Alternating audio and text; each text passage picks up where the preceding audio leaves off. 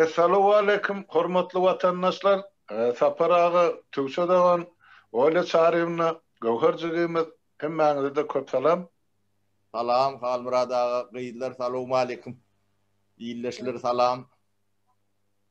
Wa alaikum salam hemmäňize.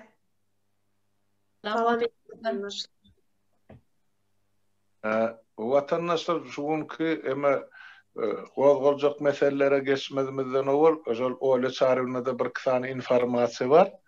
Ýurdun içi barada, şol dermarlaryň narxy barada, hem ýurdun daşyny şol Türkiýede ýaşap beren watandaş gıydlamyzyň bir näsesi şo Suriýa arlyk bilen çykarlypdyr, şo taýda iş beriljek diýip şolum düşen güni barada bir tane informasiýa bermekçi. Gelin şonu ilk baştan dinleýin, sonra gün tertibindäki meselelere geçip berersiz başda. Öyle çağırýan söz sizden. Salam vatandaşlar, salam mehriban illeşler. Mümkün birinci aýtjak dadym bu ýene-de medisina degişli. Şu klinikalaryň, hospitallaryň kapylaryny şu vaksinasiýa üçin obýewleniýeler bildirýär. Birak gatrak öyle çağırýany, biraz gatrak. Şol klinikalaryň kapysyny vaksinasiýalaryň raspysaniýasy, ýani rejimi düzgün ýazylgydyr, asylgydyr bildirişler. Ine şol näme üçindir Türkmenistan döwleti öz halkyny yöneki yılla bir gezek urulyan vaksinalar bilen üpçün edip bilenok muht. Ine şolun narhlarynyň spisigi var. Men häzir size şonu okap bereýin. Çağlar üçin muht, uly ýaşly adamlar üçin hepatit B 20 manat 60 köpük. Dümew keseline garşy vaksina 44 manat 0,2 köpük. Meningit keseline garşy 564 manat 50 köpük. Sarı ısıtma garşy 98 manat 70 köpük. Ni yan gaýdyşym ýaly näme üçindir Türkmen döwleti şeýle baý döwlet ýagny özüne ýürüte samolyot ugradyp doktorlar da şerurdan getirýän prezident näme üçindir öz halkyny ýöneköý vaksina bilen muhtyna üpçün edip bilenok. Ne şu soru var menne. Aslında bu kesellere karşı mesela her yılla urulup durulanok da bir dümew keseline karşı her yılla urulýar. Ya pneumonia keseline karşı mesela bir 5 ýyldan bir sapar urulýar. Eger ýaşy gidişen ýaşy ulrak adamlara 65-den datdan geçen adamlara ol 5 ýyldan bir sapar urulýar da şu aýdylýan vaksinalaryň hemmesi her yılla urulyan vaksina da del. Şoň üçin soraw bar da. Näme üçin hökümet halkyny bary ýok 1 milyon 2 milyon halky bar bolsa şonum iýdili mut üçin edip bilenok vaksinalar bilen. Näme üçin halk şoňa pul tölemeli? Çöregine pul tapmayan adam giýjegini çörege nowata durýan adam şu vaksina 564 manat diýerler men giýdim garşysyny 564 manat diýen neden tapsyn? Ödem täze pul bilen. Nereden tapmaly şonu? Eger adamyň alýan aýlygy 1000 manat bolsa, indi men dol bilemok adamlaryň aýlygynyň näçedigini. 800 minimalini söýdän şol 800'den başlaýar. Indi sen şu ýerde şoň 30% 30 diýtenok da 20% ödeliňi galýar da. Galan şoň 80%ni senen vaksina bermelimi? Soň näme biçmeli? Çağalar näme eklemeli millet? Hepatit mut, hepatit A, mut, hepatit B, 20 manat 60 köpük diýär. Bu hepatit B diýilýän zat Türkmenistanda edil epidemiýa ýaly edil şu koronawirusyň epidemiýa bolşy ýaly hepatit A, B Türkmenistanda gaty giňden ýaýran. Näme üçin şolar muht bolmalylar? Öyle çağırýarlar. Şu näme üçin şol giňden ýaýranyň sebäbini düşünürip ber watandaşlarymyz.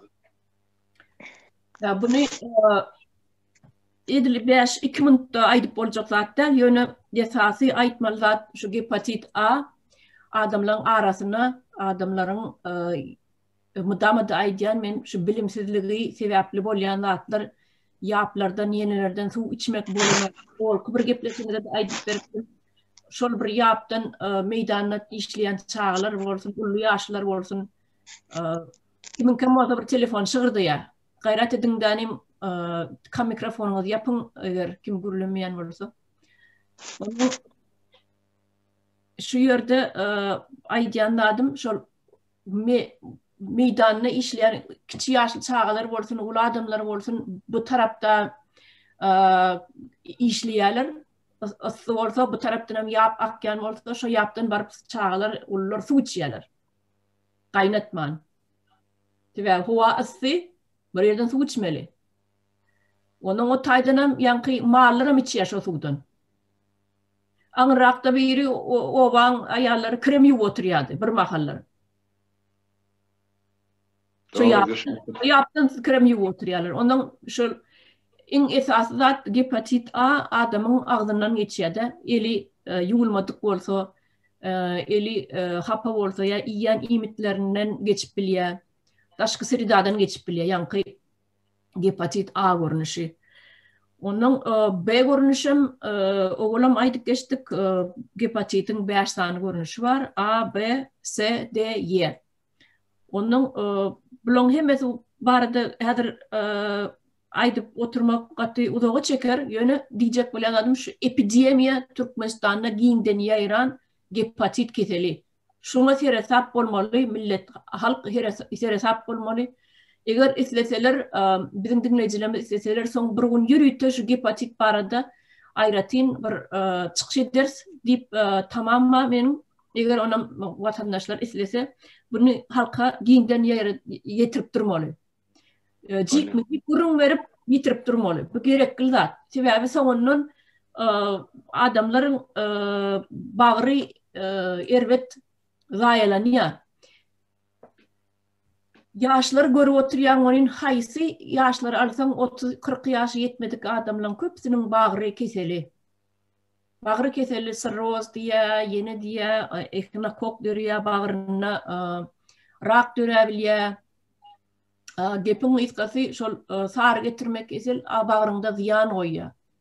Sonunun yaşlar oğlan gıydılar düşünmeyen şu alkogol içkilerini içseler ilgilerli içiyenler var da yok diysem içiyen oğlanlar var görüyat, eşitiyat. Ana şol bağrında hasam erbet ziyan getiriyor. Esasen hepatit geçiren adamlarda hepatit geçiren balın oynardı. Şol erbet tesir ediyor. Sırroz oluyor da bakın.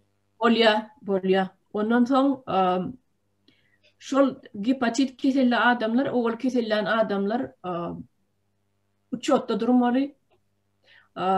Tuberkulozun dispanseri bolşiyalı, hepatitin hem öyle dispanseri bolmalı. Şu yerde barmalı, şu hepatit geçiren adamlar hem uçotta durmalı. Yönü buna minister zdravохранения da Sağlık Koruş Ministerliğinin öz etmeli işi. Şol yerlerde, velayetlerde, etraflarda dispanser açmalılar. Şol birgiden şol hepatit bilen keselen adamları uçoda koymalı. Gelin barıp durun, kapı aylanıp, çağı doğulanını meçistralar kapı aylanıp, tәді doğulan çağılan barıp, qızğının ölçep, nemesini ölçep, ağramını çekip, ya vaksin etmeli orta barıp aydıp duruyorlar da çağırıp. Şolar yali, şu hepatit keselinin göz aslına almalı, yan kayıtışım yali, uçotta durmalı adamlar, her 3 aydan mı oluyor mu, 6 aydan mı oluyor mu, göde uçuluğa barıp durmalı, verilmeli dermanlarını alıp durmalı, verip durmalı. Bu vraçlara diktiler. Doğru. Böyle onu şu arada öyle çağırma sonra yine bir gepleş kökmen geçirel giyin işleyin durup ayıp geçersiniz. Ahli 5 forması var arada hepatitin. Ondan ne adıp korunmalı var arada bunu bir vatandaşlarımıza giyinrak düşünüp bereli sebep yurdun içinde o zatlar adımlar ayıp beriyen adımım yok da. Belki yurttaşın aklı yurdun içine can atıp öz yakın hosarlarını öz dili bilen düşünür vaysalarım bizim eğer gepleşiklerimiz yurtta barmayan olsa daşınlanım can edip ayıp böylerdi. Ondan sonra Siriyeli meselenin kıyıskacı ayıp geçtiğiniz ondan biz bir gün tertibine duran sorularımıza geçeceğiz. Şu hepatit bu arada biraz ayıp bilemem bir satlar. Ben geçen çıkışlarımızda da aytıp geçendim, oğlumu operatsiya bolup, yani hepatiti yok, yerden pul almak için yalan söylep, uçaskoy vraçlar hepatitiniz var deyip adamlara böyle şu anda moda olmuş Türkmenistan'da. Hepatitin olmasa da hepatitsiz de pul almak için adamları korkuzup taze analiz tapşırıp neçen bir adamları, yani tanışlarımız, çağalar, bir sürü adamlardan pul almak için hepatit çıkarttılar. Yalandan. Hani ya görüp oturuyan olin bu medisinani bağlara urupturlar da. Gökler yok, butkolor yalak. Ya o şol eğitmeli olan bir qadan jetmeli, şeydip adamları allap o ten yok keselin bar deyip senden pul almalı, eğitmeli gepiniz qatybını bağlara urupturlar. Yine bir aytmalı zat baştaydı, menin şu vatandaşlamada duyduracaklarım var. Ne misal için bir keselin bar olsa, aydalı saharını keselin bar olsa da baryan uçoda duruyan da ol adamlar uçoda duruyorlar. Baryan öz doktoruna yazdıryan, alyan insülin bar başka kesellerine molanna şu bir öz uçoskoy doktoruna da şona sen yazdıryan, alyan dermanını. Olin onu min içem burun veriyordu bunu. Baryan niye içip gören dermanım diye davleniyeden niye içip gören dermanım var olin niye? Bu derman ya da nokta diye başka derman ya diye. Menem ay diyen niye? Ne için bu derman veren ok? Oğul içip gören derman şu bana o kömür diye diysem yok diye inni lapçaya gitti vay diye. Onun var ay bir doktor adam boğulyandır deyip dinlep diye niye gidiyen alyan. Olin niye içip gören hiç kömür eden ok diye. Ön derman yani. Yine de idine barmalı ol ya doktoru diye. Her baramda da diye cübüsüne burada sokmalı ol ya diye. Ola bir pul alman görünüşü. İkinci denem barıp şu cübüsüne burada sokmasan derman yazıp verin o. Yazıp veren dermanım diye başka apçekten almalıya. Olamın adam dengel başka derman niye. İnniş olam hepatit yani davleyen dermanın bir görünüşüdür elbette. Olin tehir etmese yine idine barıp fügüşmeli ol ya diye adam. Bu dermanın verme bana o dermanın verdi diye. Onun bar yazıp veren dermanım diye şol apçaya uğru diye. Fügüşmeli baranda yine pul alyan mı? Öyle çarem. Almasa verme de hisset. Salamasa oğlum diye. Onun şu uçasta sapara gülmen gayret edin. Yok. Benim gülüp başlarım ondan. Ol ya. Onun şol inni yankı uçastıktı diye teorik taşımız konuşu olamlığım diye terede otuyan varsa şu doktora varsa diye şol tanışının bar apçığını vurur diye. Şol doktor bilen şol apçıkçı ikisi biznes ediyorlar. Ayca medisinanı biznese vurupturlar. Bağlara vurupturlar. Onun şol sana kömök etse de şu derman, etmese de şu derman diye uğrudan apçığından almalı olayan. Şol apçıkta ve başkalarda yok diye. Şu derman niye bir apçıkta var diye. Onun senin şu tağı uğru diye. Şu derman sana kömök etse de şu tağı barıp alayan, etmese de. Bir alıp içip başlan dermanına apçık iyidini alan yok tavsırandı. Yine görüyorsun mu? Bu tayda adamlar, doktorlar bağışlan. Kadırlı vraçlar, mertebeli doktorlar beni bağışlan. Katı görmeyin. Yönü sizin ediyen adınız adamların canına teselli derler. Siz adamları becermekten geçen, siz biznes ediyorsunuz. Adamların üstünden pul kazanıyorsunuz. Katı görseniz de şunu. Oyga çayımna olara men qadırlam diyecek del, hiç adam diyecek del, olar men silamam adam hatawna da öğrenmek, sever men ejem sahırdan ölecek olup yatan vaqti näçe banitsan emetler, kabul etmediler. Hana hizmet, hana doktorluk nirede? Doktorlar dem kasam içip neme diyenler. Kasam içen oklar mı adamlara eğer bir kıyınçılıkta zat olsa kömek edecektiklerini? Näçin men ejem sürümdürdüler. Pul çün. Doğru. Awa. Men onlar silamak hiç iyilik. Hiç kaytnam silamak. Ne politsiyalar ne de doktorları. İksem haram. Mağolimlaram şu haram çağılar urup azar verip pul getir onet bunet kemsedip men okuw kap bilmedim okutmadılar. Çalabır zat olsa iteklep urup elin urduruyor. Men elin uryadılar.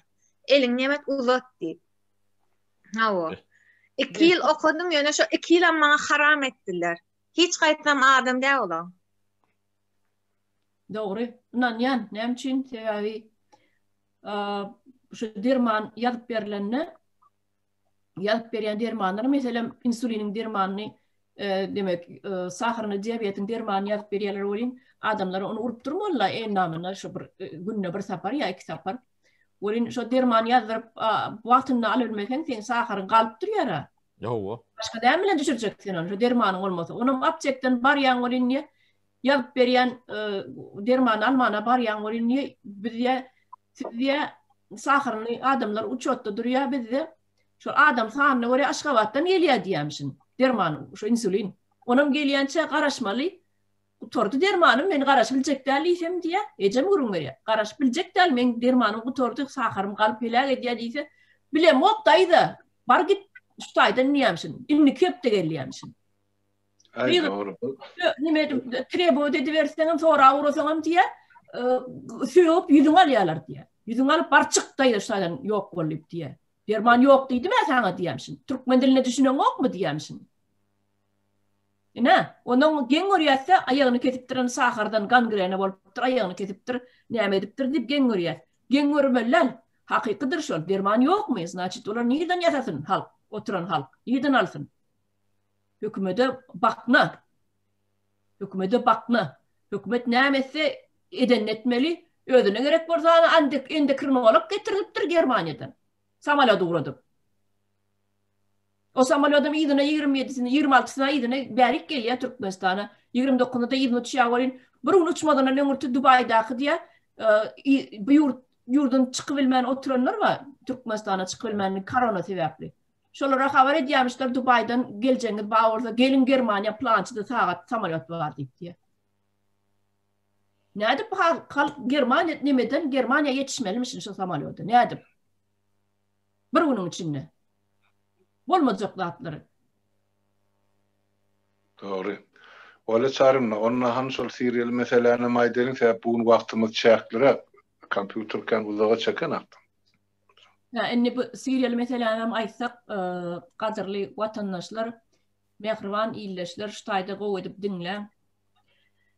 Gynansak da şu inni kaýtjakladym, bir aýal gyzlara degişli serialy kimem bolsa arada durýançymy, pasretnikmi, şeýdip biziň türkmen milletimize, ýagny türkmen aýal gyzlaryny bir edip telefon bilen mi çykypdyrlar. Diýsiz oturan aýal gyzlar bar eken, türkde bir 10 tane bir komnatda ýaşaýan, bir komnatda elende bir kwartirede ýaşaýan bolmalylarda her kim 2-3 tane komnatı var bolsa her komnatda 2-den 3-den.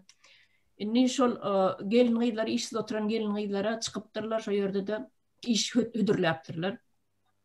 Siziň günüňiz gowda lekeni işsiz galan bolsaňyz çekýän ejriňizem neşler ýaly bolsa garlara, gurtulara seredip biriniň öýüne ýanka bolup o gepini çekip gul hökmünde ýaşaýan ekeniňiz, siziň derdiňiz agyr ekeni biz size kömek edeli. Gelin Siriya dastoyny iş tap berer size. O isleseňiz ulu villalarda, baý hojuluklarda işlersiňiz, aýlyklaryňyzdan, günlükleриňizden bu watyny alarsyňyz, dastoyny alarsyňyz. O öz birisi gurunga men farmasevt bolup aptekçi bolup işledim diye öz gurundan iş tap berer gelýär. Birincide ne? Gadyrly watandaşlar. Sen aptekçi bolsaňam, sen wraç bolsaňam, doktor bolsaňam, kim bolsaňam, sen baran ýurdunda Türkmenistanyň diplomy ýören ok. Sen haýsy urdan elinde diplomyň baram bolsa ýören ok. Baran döwletiňde legalny görnüşde legalny ýagdaýda özüňiziň gerek bolsa şo ýerde täzeden okamaly, diplom almaly. Şo ýerde işlemek üçin. Ola birinciden. İkinciden hem ýanky zatlar adamlaryň ağlawyna düşüp bu zatlar nämeden emelle gelýär? Bu zatlar gatty görmäň millet, gatty görmäň watandaşlar, bu zatlar bilimsizlikden emelle gelýär. Nämedigine düşünmezlikden emelle gelýär.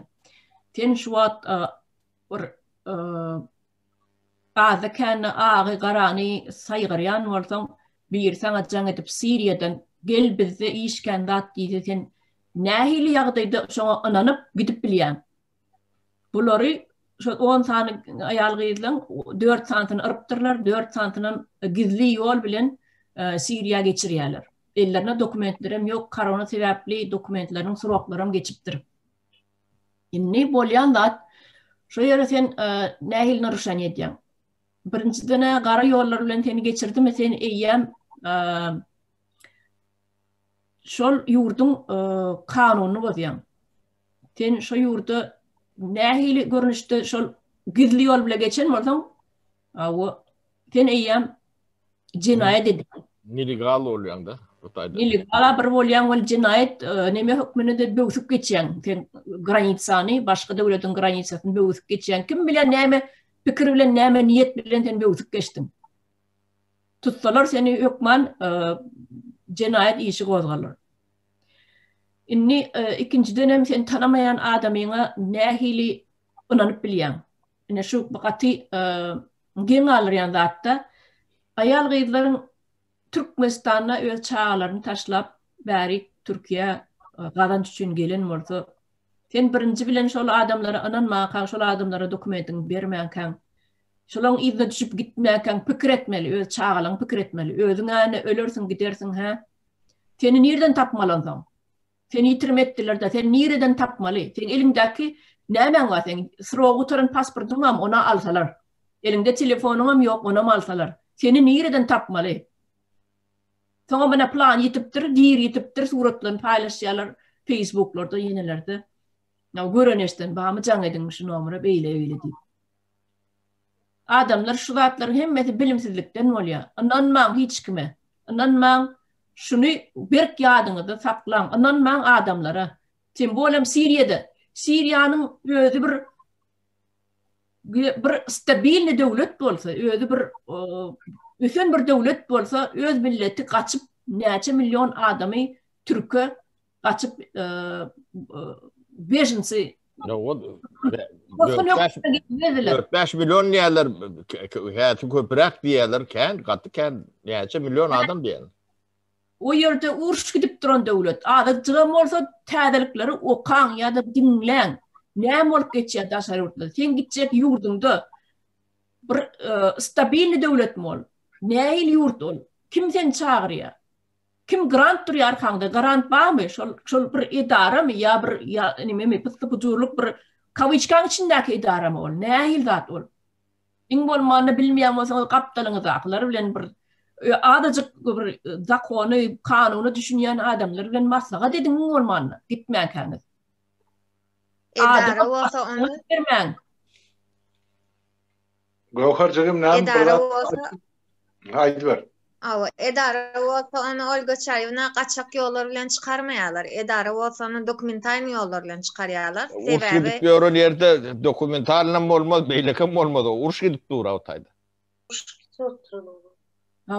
Uruş gidip dur ondan öz halky qaçyp Türkiye'de dilençilik edip ýörler. Türkiye'de köçeden ýerik sereten Suriyallar doly. Şonu ujel biziň halk görüp bilen okşa Türkiye'de gezip ýörerler, köçede ýatarlary. Olaň işi ýokdur öýdýäňizmi? Olar o taýda işläp bilmeýändir öýdýäňizmi? Haýsy bir adam öz ýurduny taşlap, öz ýurdundan gaçyp gaýtdyn.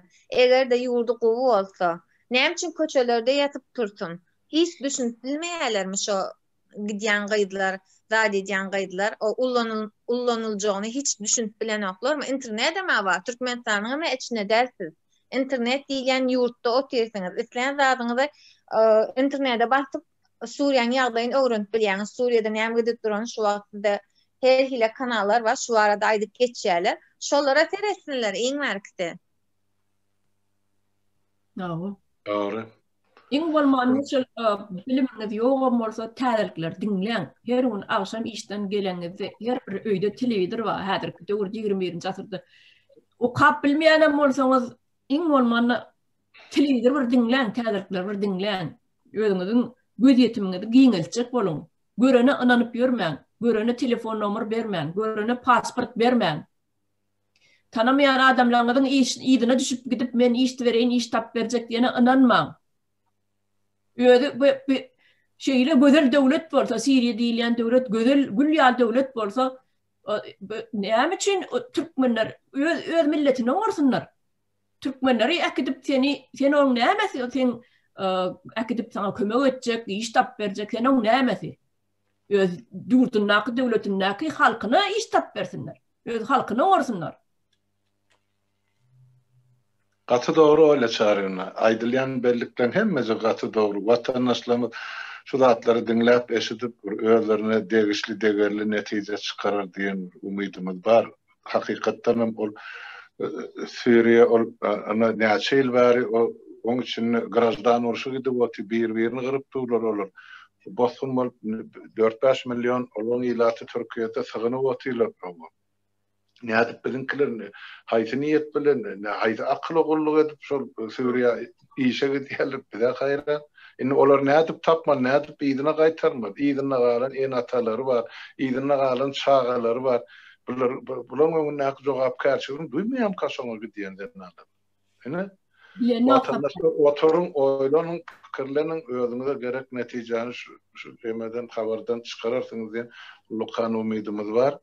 Ama günün önümüzdeki koyulan meseleler vardı. Tertip boyunca bir soru şunu cevap vereydik. Nähil görýän? Olur. Tuğça dağın onunla okan haytı sorular var şunu bizim.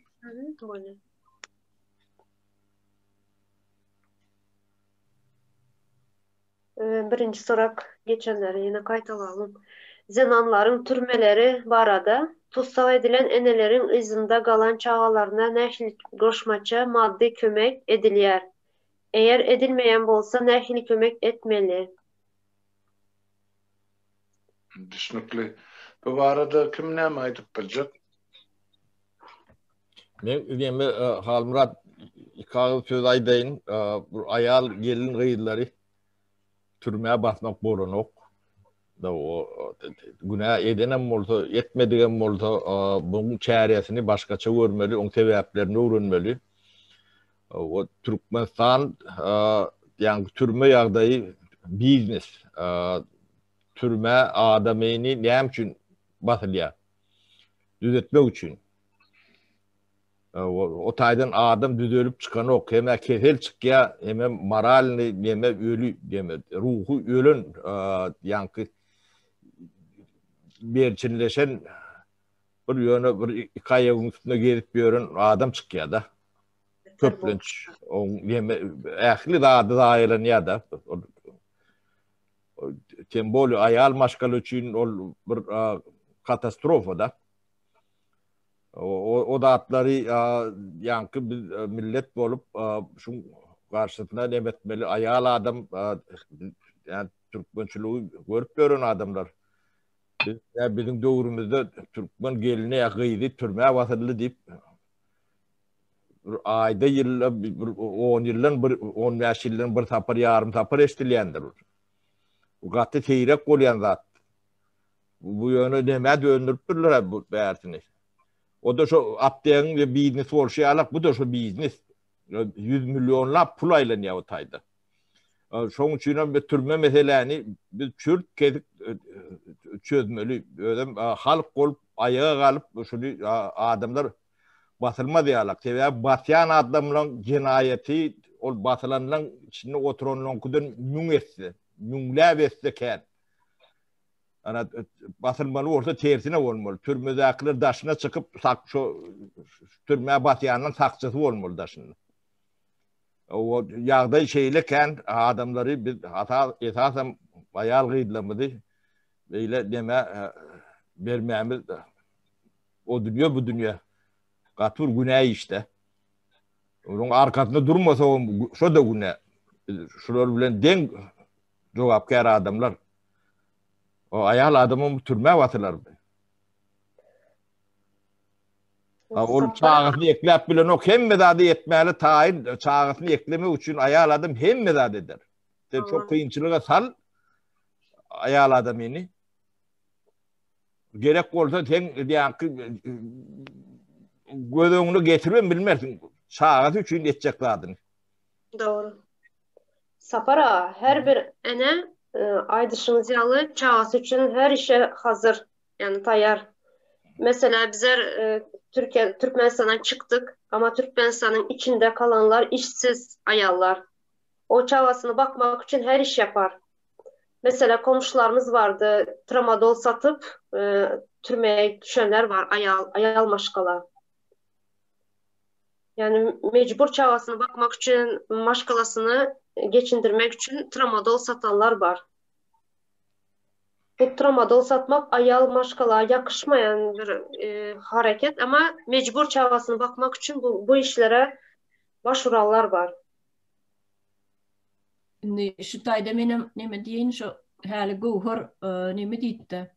Men karşı deydi. Şu karşı diyen datlarını hedir gohor aysın ondan biz ondan yine bir soru ortağa koyalım. Ondan şu ayarlar türmesi bolmalı mı? Ya sapara ağaydı şal bolmalı mı? Ne gohor aydı ya bolmalı ya. Şu gohora hedir söz verelim. Ha, yani öz aramızda gürlek geçemizde men şu türme vardı neme çıkanla türme bolmalıydım. Bu diyemek değildir. Yönü bir iş için türme basmalı. Diyemek değildir. Kevir eneler var. Indi olan adı ene. Emma ene değil olur. Ayal adı ayal. Emma ayal değil olur. Çağalarının musruna zınk gidiyor. Ha, bunu hükümet günahı değiller. Ya yeni bir zat değiller. Ne için sen çağağının musruna zınyan? Ya da çağasını boğup öldürýän var, gıcınıp ya da yeni bir zat edip ya da gözi nemedip ya da başka yerine durmuşa çıkıp çağasına ziyan verilse kaptada seredip durup şonyalık eneler ama bunun adı ene ama öldür ene del. Onun daşgaram köp azar verilýär. Ayal maşgala gaty elbet edibiljek zat iň ulu düşman ayalyň ulu düşmanydyr. Şonan belek geçetilmeli. Türme bolmalı mıken ödyen. Men türmeye karşı değil hiç ile. Men kevir ayal gıydılan edyen hareketlerini görüyen olin. Indi men görüp geçelenme, konuşlanmasın yeni bir zat olsun, görüp geçelenme aşvata yaşayarken. Olin bolmalı mıken ödyen. Emma bu demek değil.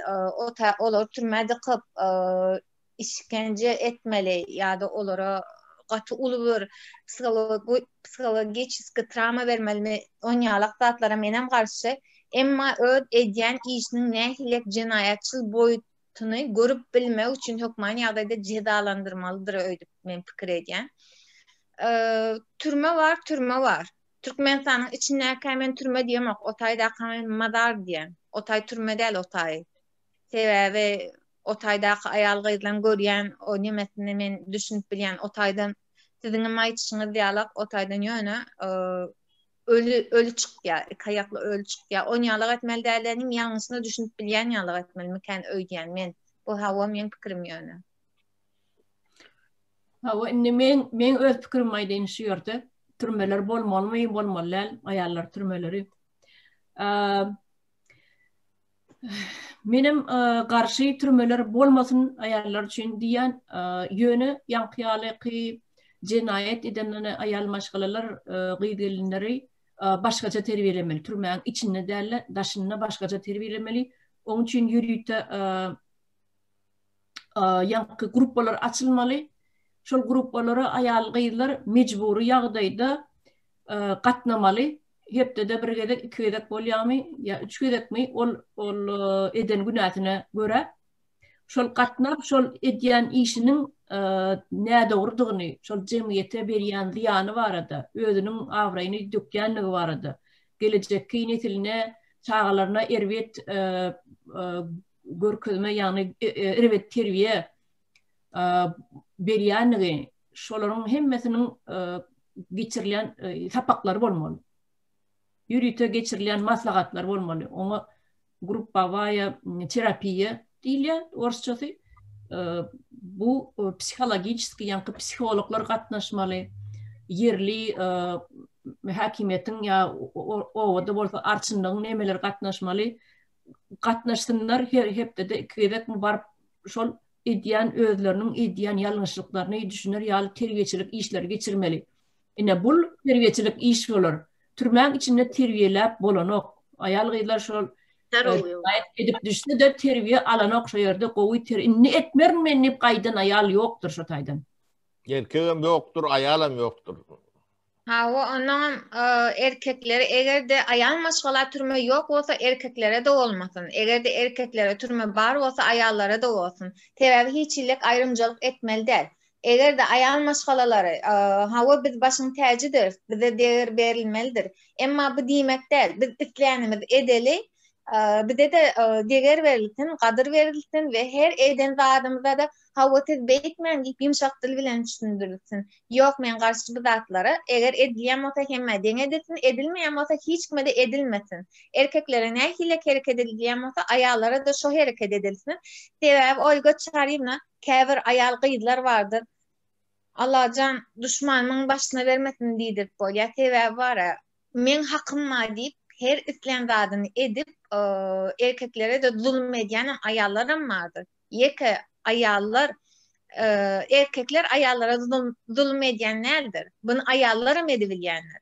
Bu köp neme edýän bunu hawa hasa paraga indi men şu taýda agdymy açmaýyn diýip bolýan agdyň açma noktasyna getirilýär-de ýöne men ýene de agdymy açjak gel. Käbir ayal gyýdy we ana şu wagt Türkmenistana eger de ayal gyýdyň men agdymy açmaýyn en gowy bolýar bu taýda. Düşündüm onu bilecek değil ama erkeklerin boynuna atlaşacak olup her zade edýär, ama olur türme çennem alıp gidibilecek nemeler var. Şeytani nemeler var. Atı elbettir olur. Men Olga Çaryna men 4 yaşımdaken bir diplomat siz de bilýänsiňiz, diplomat şlyopka var ya, o wagtlar vardı. Hawa bilýänsiňiz siz. Şu diplomat şlyopka öýden ýetdi diýip ejem men üstüme çykyp meni çeýnäp dişläp ejemi görsen 100 kilo vardır o, arkayn vardır, 100den agram vardır o. 4 ýaşynda çağı horojuk çağın üstüne çykyp men dişläp oturan enten gödüňden giden o men bir näçe wagtlap düşme girip men gatty elbet ýagdaýa düşdüm, men operatsiýa geçirdim. Ana şo näme üçin şo eden işine neme galdy? Şo näme üçin şoňa hiç ýyllyk ma skora geltir, men öýden skora gelip alyp men ödümden gidip galtyrym. Aýdyp berýänem bolýan evet bolýan. Bolýa onu goýarjym. Onu koşaşay bolýa şu ýerde bu turaýsan. Men aýdyn bir kagazy ursat berseňiz ýanky şu agdaran jenayetler hemmesi bizim cemiyetimizde var, cemiyete mahsus jenayetler. Yani şol jenayetler nereden, nämeden döredi ve şonun sebebi nämedir? Şo sebäbini bilmän bizdiňe on mesela neticesi bilen işläp bilmeýärse. İlk baştan şol zenan türmelerde bir türmän men bilýän şo Daşoğuzdaky zenan türmesi men olun ýagdaýy bardy ol 90-njy ýylyň ortasyndan bäri şol Azatlyk radiosyna ýygy derli wagtly çykyş edip gelen adam bolamsaň men Daşoğuzdaky türmän ýagdaýyny bilýän. Haýsy kategoriýa zenanlar otyr şo taýda? Ya basylýar. Esasan şol neşe sevdasy ýa neşe jisimleri bilen baglanyşykly sevda eden zenanlar basylýar. İkinci kategoriya ýanky sevdagarlar, ýanky altyn sevdasy beýleki alyp satarlar boldy. Ýene bir kategoriya bolupdy. Üçüncü kategoriya ol ýanky ten sevdasy. Şol sevdany gurnaýjylar we şo sevda baş goşan zenanlar. Indi şu üç sevda öz-özünden döredimi? Ya nähil döreddilen soragy men özümçe jogap berdim. Şolaryň üçüsini döreden şol iş başyna hökümet we şolaryň töweregine adamlar. Näme üçin döretdiler? Öz bähwitleri üçin döretdiler. Öz şahsy bähwit üçin. Biri şol artykmış pullaryny denarlary ýanky şol jisimleri satyn alyp, tirýekler satyn alyp şolaryň üstü bilen ilaty sattyrdylar. Girdirisini ödün alırlar, vakti geçip ýanky zenarlar biraz öz maşgalasy üçin baýlyk toplanmalsalar, sehelçe onun şu ýanky şonu işleden adamı üstüne polis uğradyp tutturup onu türmäge basyp, ähli gazananjasyny elinden alýarlar. Ýygyny da çağılary şu ýagdaýda galy. Altyn sevdasy şol Oların şu Türkiye'den mi, Hindistan'dan mı, yenen bir yerden mi, İran'ın näme kızıl getiriyen malsala haltalap mı, kilelap mı, şuların hemmesi tamojna üstünden geçer. Şu tamojna da akrar, şuları tutup şuların elinden yeni hem kızılını alya, hem altını alya, kümüşünü alya, nämetini alya. Şular yine biraz ayagalını tutup bularım türme uğradı. Ten sevdasam şoň yani. Onu gurnayan ine polisler. Nirde şol jelepxana bar bolsa, nirde näme bar bolsa, hemmesi şolun kontrolüne aşağı. Şolun kazanyan pulunun esti bölüğünü şo polisler alýar. Soňra wagty gelende şolaryň hemmesini sürüsü bilen ine türme basýar. Kim günahkar tutaydı? Şu zatları mecbur halde edýän denarlar. Bu günahkar mı? Ya şu zatları edilmegini yol açan, ya şu zatları yola koyun hükümet ya devlet işgärleri günahkar mı? Ine mesele şutaydı. Biz şoň düýbüne seretmeli. O saparagan aýdýanym dogry. Bir türkmençilikde bizi ýaş döwrümizde 3 ýylla 5 ýylla eşdenýärmiz. Ya badyr ya ýokdur bir denan suud edilip türmäge gitdi. Ýöne şo döwür şert başladı. Devletin garaýşy başladı. Adamlarda iş vardı, işlemäge. Maşgalan saklamagy mümkinçilik vardı. Şu mahal bolmansa haram pulya bar ýerde haram hereketlerim bardır vatandaşlar. Şu haram ýyp baýajaklaryň köpelýär, halal rahmet bilen ýaşajaklar. Ine şoň üçin jemgyýetde disbalans emele gelýär. Ondan bir bölege Hudaýa şükür edip öýüne ötür, bir bölege şu haram pul gazanyp şu şükür edip oturulan depetini şanyp döwmek üçin ine gat-gat jaýlarda ýaşajak ýa özüne. Halal rahmetiň üstünden, diňe haram gazanjyň üstünden diýip aýdýar. Şonuň üçin biz şu taýda şu meselede gowherjigi maýda oturdy men arazyda şuların ikisine de deň çare görülmeli. Ýöne bize erkekleriň boyuna düşen jogapkarçylyk denarlankydan hat ýokurda duran. Onu biz unutmaýlyk. Sebäp köp ýerde erkekler öýüne ýatyp aýalyny diýip bar gitdi gazanjy, bar men tirýek pulumy tap, ýa gitdi hana özüm hökümete garşy çyk, hana men etrap ýolbaşçylarynyň öňüne sen bar, sen näme ýatyň öýünde. Şo şey ece var ol çağısı üçün her zady başarar. Hakyky men bu meselede saparaga bilen dol ılalaşýan. Ýöne haýsy döwletde bar, jyp gowher sene mene ýaşap otyn demokratik. Hey şeýtdir türme saklanýar, ýa şuň üçin türmede oturan denan barmy şo döwletde? Ýokdur. Bolum bilmäk ýok. Sebäp bärde deň mümkinçilikler bar her bir adam üçin işlemäge ýaşamaga. Bizde şol mümkinçilik yok. Bolmansa ene ilkinji nowatda agram kimin boyuna düşdi? Eneleriň boyuna düşdi. Ola has duýgur, olar jogapkar bizden beter ýokarda du. Öz çağalar üçin jogapkar. Şoň üçin ora şolar eklep saklamak üçin her kızada başar. Ýöne arasyny sen aýdysyň ýaly dürli sosial elementlerin bolup biler, psihikasy düzüdäl adamlaryň bolup biler. Bir maşgalada da her zatlar bolup bilýär. Ýöne diýjek bolýan zatym her kızada aýyl saýyl etmeli. Ýöne şu taýda günä hökümetde we döwletde. Bizim ýagdaýymyzda, bizim Türkmenistanymyzyň durmuşyny, bizim denarlarymyzyň durmuşyny, şu günkü ýagdaýyny diňe şol häkimet başyna oturan hökümet we onuň töweregi günäkär. Halmurad ağa, şeýle Finlandiýada, ýa Şweýtsiýada, ýa-da Norwegiýada türmeler bar. Ýöne türmeler Şweýtsiýaň balnitsalaryndan gowy. Men hem şonu aýtjakdym. Bu taýda hem şonu ýaly Finlandiýada. Şweýtsiýaň balnitsalaryndan gowy. Arassalygym, şertlerim, hemme zadym. O türme etjek bolsaň şonalak türme et. Ne şu taýda jenaýet hem ýok. Ýok. Hiç jenaýet no näçedir. Benim Yılla bir zat bolsa bolýandy, bir sluçy bolmasa da bolýanam däldir. Näme üçin? Türmeleri gowy, milisiýalary az. Onuň bilimli, milisiýa institut gutoranýarlyk deme gutorýarlar. Özlerim psikolog milisiýalar. Ben psikolog hemme zat. Özüm köçede görjek banaňym ýokdur. Ben näçe ýaşaýan ben milisiýa sataşyp gördüm diýsem bir tapardyr ýa iki tapardyr. Näme üçin? Yok sataşık köçede gördüm. O da sataşık. O adar sataşmak demegini yanlış düşünmesinler. Tebe sataşmak demek bir militelik işiniz düştü diye düşünürler. Şoň üçin dinlen teyatlan diye aytdym. Pasport tarjamda vardı. Deme, o da milisiya şekilde, grajdan şekilde. O da size kömek etmek için. Yok, pasportu alıp kayıtmalı, kömek etmek için nerede? So işin fina. İnternet bilen beriyan, o zaman alıp kayıtmalı.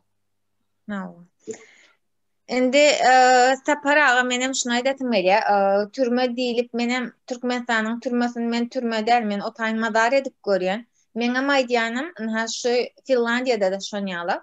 Türme diýilende içinde televizor, ana telefonlar, wazatlar, var, divan, kreslo, hemme zady bar, kuhnyaları var, iýje içecekleri bizden gowy, olan iýiçlisi zady. Emma yakınlarından ayıryalar. Şu näme edenligini düşünsün diýip, yakınlarına şu näme diýerler? İzalir de diýerler yakınlarından. Ha? Yakınlarından ayıryalar diýenler, izalir de diýerler. Ha o. Ondan şu yakınlarının kadırından bilýärler, şu taýdan çykyp yakınlarına nähile hareket edeceğini düşünýärler. Emma urup ýa-da azar verip, iteklep ýa-da hemmejigin bir ýere dıkyp oňalyp eden oklar. Emma şu eden ýalňyşyna düşünür ýalyk edýärler. Ana türme şu. Türme bolanda şu bolýar. Türme diýip o taýda o Türkmenistanyň içindäki ýene bir ýerde galgan, üstüni çyzyp aýdan, aşağı çyzyp aýdan, o hiç ilek türme däl, o taý bir mazardyr. Oňalyk türme bolmaz bolsun. O sebäp içine girýänler hem adamdyr. Buň aýaly ýa-da erkegi ýok. O taý girýänler adamdyr, emma haýwan bolçykýar. Oňa menem garşy. Onuň bu taýda aýal gyýdlara gaty näme seredilýär. Hamradagy diýär-de, hemme işe aýal gyýdlar ylgatdyrylýar diýip. Ha, o hemme işe aýal gyýdlar ylgatdyrylýar. O sebäp buny hökümet näme diýär? Aýal gyýdlar gelen wagtda has başgaçarak seredýär işe. Şo sebäple näme bolýar? Erkekler barten bar aýtsan, şol işten bitir gaýda aýtana diýär. Buny hökümet edýär.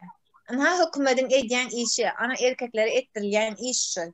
Ýalňyş, gaty ýalňyş, men muňa dogry diýemok. Emma buňa maşany hökümet ýetir. Menem näçe bu taýda edilýän? Hawa. Hawa geçerli. Menem aýdyp geçenin şutaýda ýan kitap Halmradaň aýdyşýaly.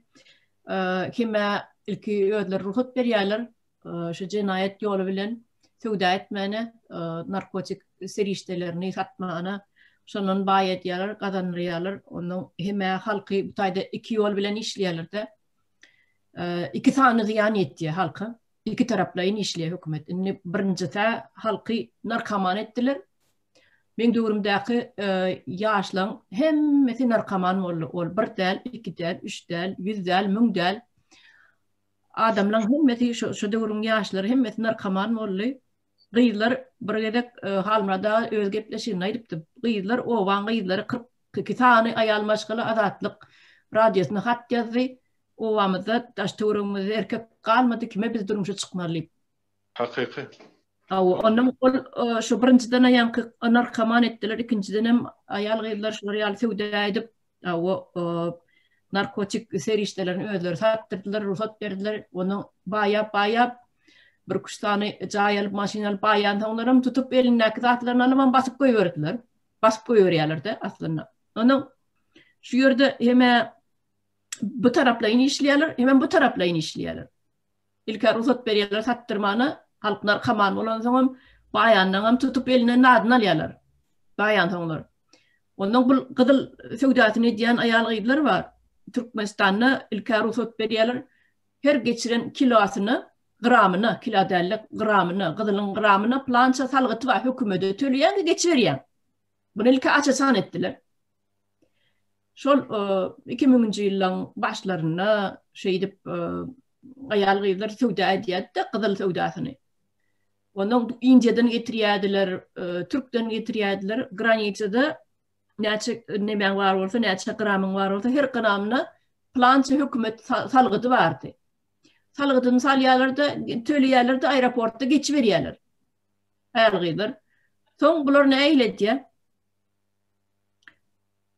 Tamojny nemesi kanunu ütkedi deyip inni geçirmek bolanok deyip ayal gıydılar gidenden son harit getirenden son tavarını getirenden son şu düzgün çıktı deyip tutup güyvermen şey deyip basyalar elinden hem kızıllarını alyalar otaydaki milleneye çekile kızıl var. Yine bunu yalam ettiler. Ol bir orada Türkmen oğlanları ödevlerini eklava oturdular diyeler de maşin getiriyediler Germanya'dan, Orsiyetten bir vakitler şey edip ekleniyediler. Onun oğlanlar öd maşin alı getiren maşinlerini arenda veriyediler. Çerçu, Mari, Aşkabat, Balkan aralığına katlayan taksi olurlar bu maşinleri arenda alıp. Gününe $20'dan şol iyisini geçiriyor. Ondan bir yıl sürecek mi, sen 2 yıl sürecek mi, şey deyip bir yıl onun sürüp demeden tamam, üdütüş yapın sonuna bakasını. Yani geçirmeli pulu var. Arenda da veriyorlar, ya satın alacak dedin, şuları yalı edip böyle kedivem satın alıyorlar. Yani bölükleyin, pulunu bölükleyin verip. Ondan bu getirilen maşinlerin halka getirdi. Ol granitsa var, Kazakistan bilen Türkmenistan'ın arasında Bektaş mı ne, şu yerlerde çöllerde maşini şu granitsada getirilen maşinlerin basıp yattı. Sağını sağacağı yok o maşinlerin. Münglep maşinler şu Orsiyetten, Germanya'dan getirilen maşinler guru yol bilen getirilen maşinlerin hemmeti şu çölle yattılar şu maşinler. Üstünü basıp. Ne için zakon ütküdü diye Türkmenistan'a kanun ütküdü inni getirilen maşinlerin yılına seyredecekmişler. 5 yılın qarrıb olmalımışsın yaşı. Maşin. Misal için şu 20. yıl mı? Getiren maşinin en sonki yaşı, yani 15. yılda çıkan maşin olmalımışsın. 14 bolsa bolanakmışsın. Ondan ne için ettiler? Bir devletin kanunu ütkenini öngünün, 6 ay öngünün gazetler, jurnallar, internetler hemme yerde gurrun edip, yayır edip ayağalın agitasi getirilen. Şular yalı zakonu ütkenir, kanun ütkenir, getiraymen şu bolyan neler 5 yılın neme datti. Şu tatlarım Türkmenistan'da zakon ütkenini aydlanok. Onun için aydlanok. Onun müsebepler var. Birinin behvidi için. Ona el behvid, olam halkı garip düşürmek. Şu getirilen maşinin eğleri neçen bir yavattılar. Aşağıdan çıkıva bilen oklar. O maşinlerin ne yatır otaydı. Renken bolan okmuşsun. Kıdılam, göğüm, karada bolan okmuşsun. Maşinin renki. Görüyor musun ediliyen atları? Never oğlanlar, bay oğlanlar garip düşürdüler şeydi. Bunun ne için ne diyorlar? Bunu bilip ediyorlar. Bu proyekt. Oğlu çayırına ben bir statistika üdüs verdim de. Yani ben şu bilmeyenim şu doğru suud et bilecekler. Milisen sahanı neçe olsa türmedeki adamların sahanı şunun için. İkinin raportu vardı. Şu neçe kan olsa şunca da türmede oturan adam vardı. Gendir oluyor şu şeyledir. Şu tayda milisen biri olmasa türmede boşar alır. Cinayetten tapmazsınız. Ne? Doğru. İnanmasan ne şu raportu şunun alır. O türme yağdayına bir yadıma düştü de bilemek 95. yıl mukadiyen bir gece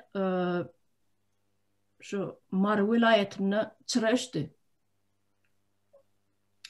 Bütün neyin ödleri çürdüler. Ne için şu yerde Mar'in türmesini buluşlar oturuyan ekenler buluşlar.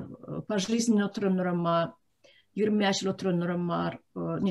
Onun berrak 18 yıl 20 yıl oturanlarım vardır içinde. Yönü şolun köpüsü dediler şu dövrde 99. yılla ölüm yatırılı, ölüm cezası. 99'da yatırılı da. Olam 95. yılla orada şol ölüm cezası ile oturanlar zabastovka ediptir türmen içinde. Şolar ne giyilelik bildirip, onların buluşlarım ödünüz bilyeniz. Dine Türkmenlerim del kanunu bozulayan esasen şu buluşlarım bizim aktivistimiz de var böyle ki Mansur Mingelov deyip olan buluç oğlan şu buluşlan hak hukuklarını koruyan için onun üstüne yasama case'leri açıp yasama ceyla bilen statya bilen koyuverdiler 22 yıla 12. yıla. Onun şol buluşlar Zabastovka diye türmeğin içinde bular taşının fakçıları var ya türmeğin fakçılarını basıp alıyorlar. Ne edip basıp alıyorlar onu bilecekler yönü basıp alıyorlarda bokurdaklarına bıçak direp eğer siz şular yağlı nimetmeseniz atmasanız koyuvermeseniz siz diye nimetecek diye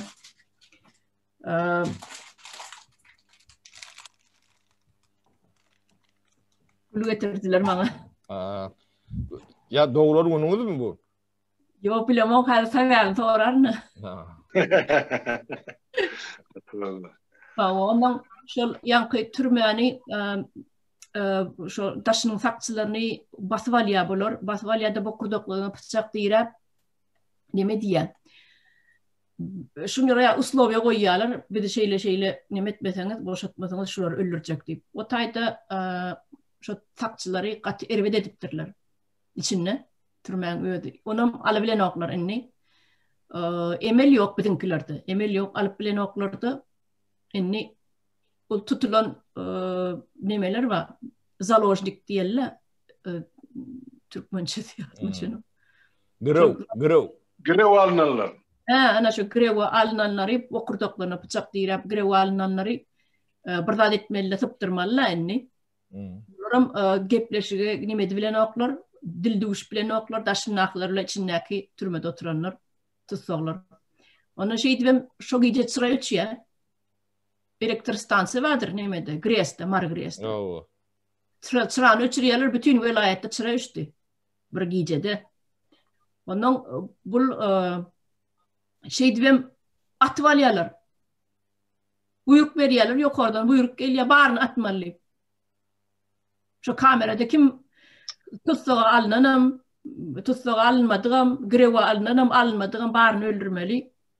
Yönü birinem dir çıkarmalılar deyip şuraya buyruk geliyor. Çırağını öçürüyorlar da ne edivem orada burada edivem şu bunlara atıyorlar, öldürüyorlar. Yönü kaçıp tıpanı, şu takçıların kaçıp tıpanı var.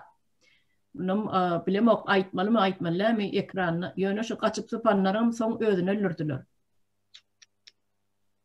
Ya ödün astılar, takçı da için neme daşını işlev otururlar, şolar grev alınanlar ödün astılar, elbette onun sebepleri var, ne için asanlarının sebebi için erved ediptirler onları. Düşünkli. Olga Çarina, şimdi bize bu son dövrde Türkmenistan'da ayal kızların cinayetleri yani köp türmeye kamal başladı. İçinde neme boluyor, neme işler edilir, hiçbir haber yok. Bunun içinde sakçıları, ayalları zorlamaları var. Yani bir sürü çıkanlar, içinden çıkan ayallar aydı bere yani nemeler oluyor ama hiçbir başka şeylerde, yurtlarda mesela jurnalistler giriyor türmelerin içine görüyorlar. İçinde neme var, neme yok. Ama bizde kimse girip bilmez türmenin içine. Hiçbir haber yok. Hem yeri yakılı, yani zakretli yerler hemmesi. Yeme de Tuğçe Doğan, ben yan ayet geçtim ama şu 95. yıllarları Türkmenistan'ın şu pensistar sistemasını yankı türmeler vardı. Kan gepleşik gördüm. Şu sanı yankı şu denan türmesi daha şovuzak. Esasen alıp paranı işlem. Şu taada neyme böyle yaşanın içinde. Onu bize de aydıp verdiler. Haberimiz var. Yönü şol bolyan zatlar 2 ya 3 yerden tasdiklanmasa Azatlık Radyosu onu halkı ya dinleyicilere berip bilen şonun için şol materiallar qalıp köpese aydılman halk. Yönü şol türmelerin içine adamı katı ayılgan şartta saklanıyor. Siz gözüne de götürüp bilen. Keselçilik köp hazır. O keselçilik hem köp. pulun bolsa sen şu durmada diýri ýaşap bilen, pulun bolmasa sen şu aýdyr şu türmäň içine baraga da salanaklar sen şu daşarda gumo kirişe bulaşıp bertiýän diýdi kysy ýaly. O adamlara jaýym ýok, otogum ýok, hiç il sanitariýa düzgünleri ýok. Sen ýerinden peredaça da gelen ak pul tölemese. Gara şol adamlar bir aňyrdan şu türmä adam bolup giren aňyrdan mahluk bolup çykýan.